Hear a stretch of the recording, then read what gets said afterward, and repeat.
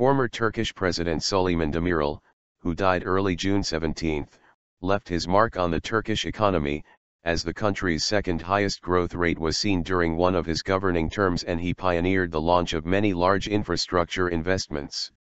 Demirel, who served as prime minister 7 times through the 1960s to the 1990s and was president from 1993 to 2000, also faced several economic crises.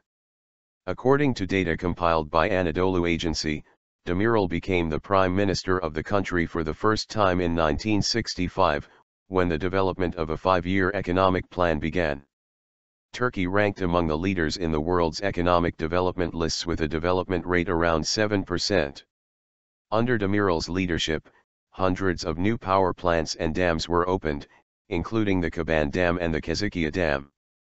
The foundation was also laid for the first bridge across the Bosphorus Strait in Istanbul and the Aliağa Oil Refinery in the Aegean province of İzmir.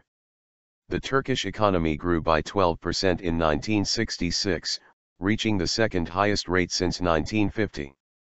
The foundation for the Urfa Tunnel, which was built to carry irrigation water to the Harran Plain and the Mardin Plain in the east, was also laid during this term.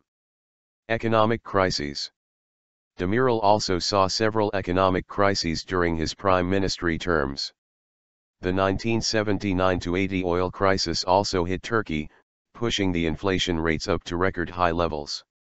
His government instituted a number of economic measures, dubbed the January 24 decisions, to make the economy function again. The Turkish lira was then sharply devaluated. Demirel summarized the Turkish economy's journey between 1965 and 2000 with the following words at a press conference on May 15, 2000, one day before when was succeeded by the 10th Turkish president, Ahmet Necdet Sezer. Turkey has developed an average of 5% annually for the last 35 years. Turkey became the 16th biggest economy in the world. Its population increased from 31 million to 65 million and the literacy rate rose from 48% to 95%.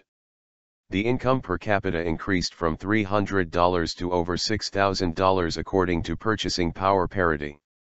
Turkey's power generation capacity rose from 4,953 million kilowatts/hour to 130 billion kilowatts/hour by increasing the number of the dams from 20 to 200. We have now 80,000 doctors, although we had just 11,000. The number of tractors rose from 54,000 to 1 million in the last 35 years. Its cement production increased from 3 million tons to 40 million tons, its exports from $463 million to $30 billion and its foreign trade volume from $1 billion to $75 billion, among others. There was electricity only in 300 villages in 1965, but it is now more than 35,000 villages and 75,000 agricultural fields. Each part of the country now has schools, roads, water, and light. Turkey has made a lot of progress in the last decades, but we have miles to drive. Turkey must reach European Union standards, he concluded.